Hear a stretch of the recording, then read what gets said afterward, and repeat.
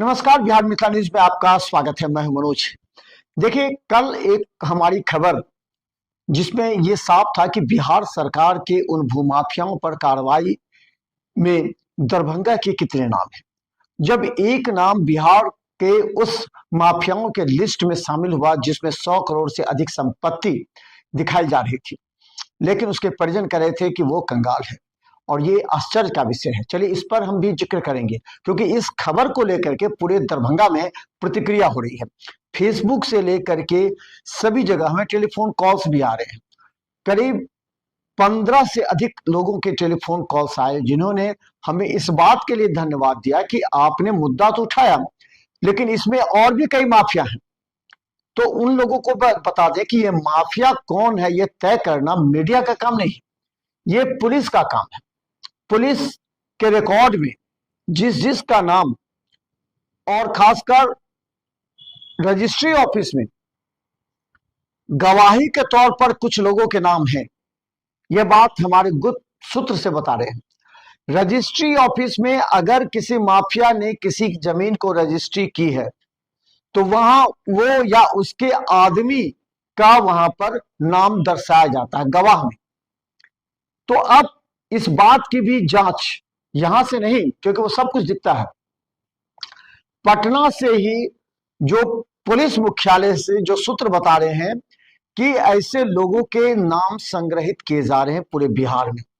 1600 नामों पर ज्यादा सर्च किए जा, और दरभंगा में सही लोग फेसबुक पर जो कमेंट किए हैं कि एक दो नहीं है, यहां भी दर्जनों हैं जिन्होंने विगत 15 वर्षों में आय से अधिक संपत्ति अर्जित की है, जिनके नाम रिकॉर्ड खंगाले जा रहे हैं। और ये कैसे हो सकता है, ये समझिए। थाना की लापरवाही उस समय कही जाएगी जिससे जो रिजवान था वो साफ बता रहा है कि वो कंगाल है। आज के दिन 10 रुपया नहीं उसके पास, ये परिवार बता रहे। जबकि ऐसे दर्जनों लोग हैं जिनसे पैसा लेने के बाद उसने रजिस्ट्री नहीं की, तो ये करोड़ों रुपए गए कहां। बहुत से नाम है, हम आपको एक एक करके लाएंगे।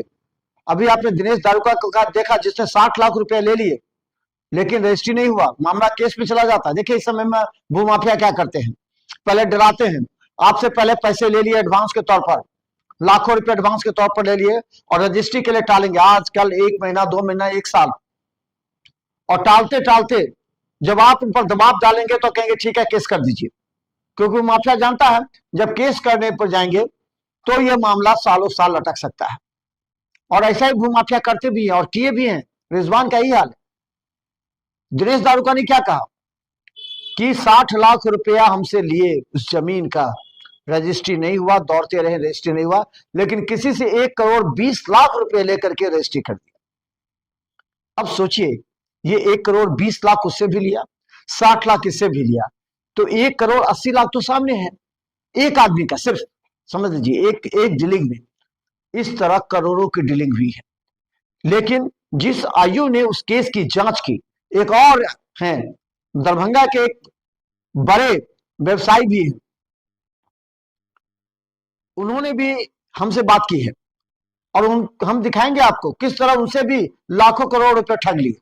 ऐसे 1 दर्जन लोग धीरे धीरे सामने आते जा रहे हैं जो हमें टेलीफोन भी कर रहे हैं।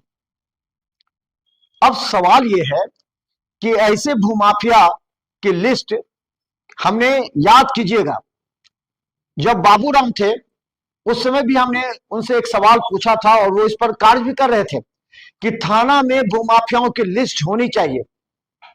अभी भी पुलिस एसएसपी से हमने पूछा था, क्या हर थाना क्षेत्र में जो भूमाफिया हैं जिनसे लॉ एंड ऑर्डर की प्रॉब्लम होती है, क्या उन भूमाफियाओं की लिस्ट है आपके पास?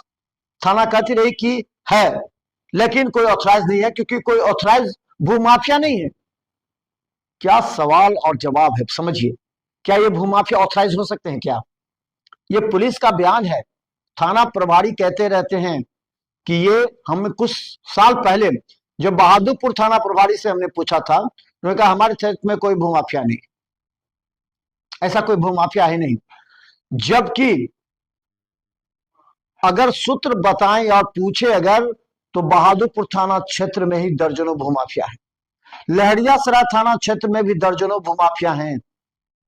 लेकिन इन भूमाफियाओं का लिस्ट नहीं, या लिस्ट है तो वो एक बस्ते में बंद है, एक छोटा सा डायरी में बंद है।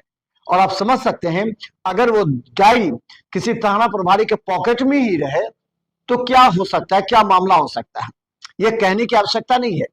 लेकिन ये सार्वजनिक तौर पर भूमाफियाओं की लिस्ट नहीं है। भूमाफियाओं को बुलाना चाहिए उनके लिस्ट पर। अगर कोई जमीन का बड़ा कारोबार करता है, उस पर कई मामले हो जाते हैं, कई एफआईआर हो जाते हैं, आवेदन आते हैं, आवेदन को साइड कर दिया जाता है, कई आवेदन साइड कर दिए जाते हैं। और यही हाल रिजवान का था। सभी लोग जानते थे एक समय में रिजवान की तूती बोलती थी।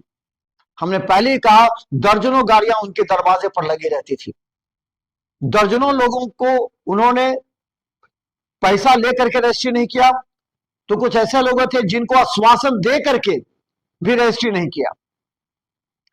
ऐसे लोग फंस गए। करोड़ों रुपए कमाने के बाद आखिर रिजवान ने इन पैसों का क्या किया, ये बड़ा सवाल आज है।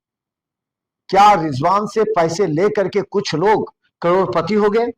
कुछ लोगों ने मकान बना लिए, कुछ लोगों ने जमीन खरीदी और उसको बेचा। एक सवाल और भी आ रहा है इसी मामले में, कई ऐसे तालाब थे जिनको भर करके बेचा गया है। आप समझिए, आप मरवाड़ी कॉलेज के पीछे बड़ा सा तालाब था, आज उस तालाब का पता नहीं है। मरवाड़ी कॉलेज के आसपास भी है। ये तमाम तालाब जो कि नगर निगम के लिस्ट में तालाब थे, आज वो तालाब गायब है। लेकिन दुर्भाग्य का विषय यह है कि नगर निगम में जितने भी मेयर बने, मेयर प्रत्याशी रहे, उन्होंने इसके खिलाफ कड़ी आवाज नहीं की।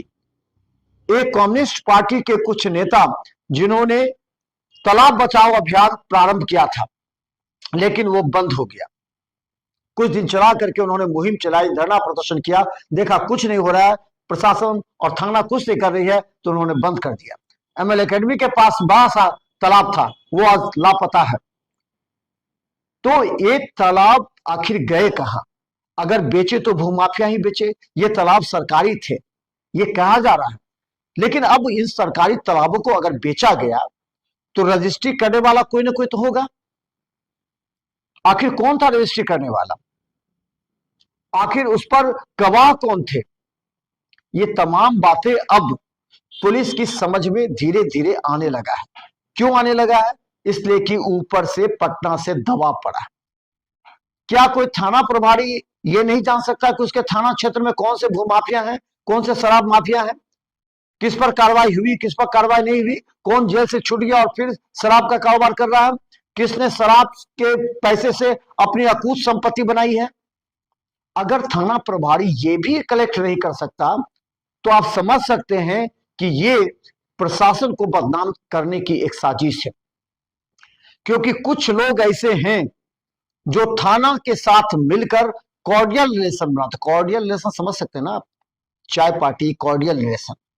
आम आदमी क्या फोन तो जल्दी उठाएंगे नहीं, लेकिन इन लोगों का फोन उठाएंगे तो अलग, ऊपर से करेंगे भी। हमने पिछले बार कहा था, जब आईजी, जब डीजी के रूप में जब हम कहें कि विनय कुमार बने, तो उस समय यह अपेक्षा की गई थी कि बिहार में कई तरह के कानून बदलेंगे, और बदले भी। किसी भी थाने में जाने के लिए एंट्री के समय में आपको नाम लिखना पड़ता है, कुछ दिन हुआ उसके बाद खत्म। हमने दिखाया था आपको। सीसीटीवी को चेक करने के लिए हमने कहा था कि कौन से ऐसे लोग हैं जो बार बार थाने में आते हैं, बैठते हैं, उठते हैं। आम जनता कितना जा रही है थाने में, इसका एक औसत निकालना पड़ेगा। क्योंकि अगर बिहार में सुशासन की सरकार और एनडीए पूरी बहुमत में आई है, तो तमाम बड़े विधायकों को भी, तमाम उन नेताओं को भी सोचना पड़ेगा कि अगर हम ईमानदारी के साथ भूमाफियाओं की लिस्ट तैयार करें तो निश्चित तौर पर बिहार में जनता का विश्वास बनेगा। लेकिन अगर हम द्वेष के नाते अगर किसी एक व्यक्ति का नाम लेते हैं, दो व्यक्ति का नाम लेते हैं, तो उस पर लोगों को प्रश्न चिन्ह उठेगा। अगर दरभंगा के ऐसे दर्जनों माफियाओं के नाम अगर घोषित किए जाते हैं तो लोग जरूर विश्लेषण करें कि नहीं, एकदम प्रशासन ने सही किया, दिल से किया। लेकिन अगर ऐसा नहीं होता है तो प्रशासन पर उंगलियां उठेगी। थाना प्रभारी का यह कर्तव्य बनता है कि अपने क्षेत्र में जितने भी शराब माफिया हैं, जिन्होंने शराब से अपनी मकानें बनाई, 10 साल पहले उनके छोटा सा घर था, आज बड़ा घर हो गया, कई जगह जमीनें हो गई, क्या इसका रिकॉर्ड थाना नहीं कर सकता? अब क्या है आपके पास? पहले तो बिहार में कहते थे अपहरण उद्योग चलते हैं, अब तो वो बंद हो गया। तो फिर काम क्या है? सिर्फ केस का अनुसंधान और ज्यादा जमीन के मामले होते हैं और घरेलू हिंसा के मामले होते हैं। 2 मामले थाना में सबसे अधिक पाए जाते हैं। तो क्या आप अपने थाना क्षेत्र के ऐसे शराब माफिया जो ड्रग्स बेचते हैं, जो शराब बेचते हैं, मकान बनाने, भूमि के लेकर के उन पर कई मामले आ जाते हैं, पैसा लेकर के वो भाग जाते हैं, ऐसे मामलों की जांच करना प्रशासन और पुलिस का कर्तव्य है। और ये देखना, चूंकि हमने इस खबर को बनाया था, लोगों की प्रतिक्रिया है, इसलिए हम इस खबर की को और भी आगे ले जा रहे हैं, क्योंकि हम चाहते हैं, देखिए क्या होता है, प्रैक्टिकल बात समझिए। अगर आपके पड़ोस के कोई ऐसा व्यक्ति अचानक रातों रात करोड़पति हो जाता है, तो आसपास के लोग सोचने लगते हैं कि अरे चलो ये कैसे करोड़पति हो गया, क्यों नहीं हम इसको फॉलो करें। वो भी शराब बेचना शुरू करता है, जमीन का कारोबार शुरू करता है। तो ये जो एक माहौल तैयार होता है ना, उस माहौल पर रोक जब तक नहीं लगेगी, तब कहेंगे लोग अमीर अमीर होते जा रहे हैं, गरीब गरीब होते जा रहे हैं। ये कौन सा बात है? कल तक जो गरीब था वो आज अमीर हो गए, करोड़ों के हो गए। देखिए जाकर के शराब के कारोबार बेचते बेचते कहां से कहां पहुंच गए।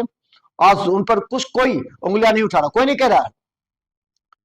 थाने से जब पूछेगा, कोई शराब माफिया हमारे थाना क्षेत्र में नहीं है, कोई भूमाफिया नहीं है, और यही एक बड़ा सवाल थाने पर है। और हम इस पर जरूर बड़े अधिकारियों से इस पर चर्चा करेंगे। तो देखते रहिए बिहार मित्र न्यूज़, यूट्यूब में सब्सक्राइब कीजिए। जीटीपी सिटी केबल 10 पर लाखों लोग हमें देख रहे हैं। अगर आपको इससे संबंधित कोई भी सूचना हो तो हमारे इस नंबर पर या फिर हमारे फेसबुक पर जो कमेंट है, उस कमेंट में, यूट्यूब में कमेंट में अवश्य डालें, ताकि सच्चाई पता लगे कि आखिर प्रशासन और पुलिस जो कर रही है वो सही है या गलत। या कई ऐसे लोग हैं, आप नाम ना ले सकते हैं, लेकिन इशारों इशारों में बहुत बात कह सकते हैं। धन्यवाद।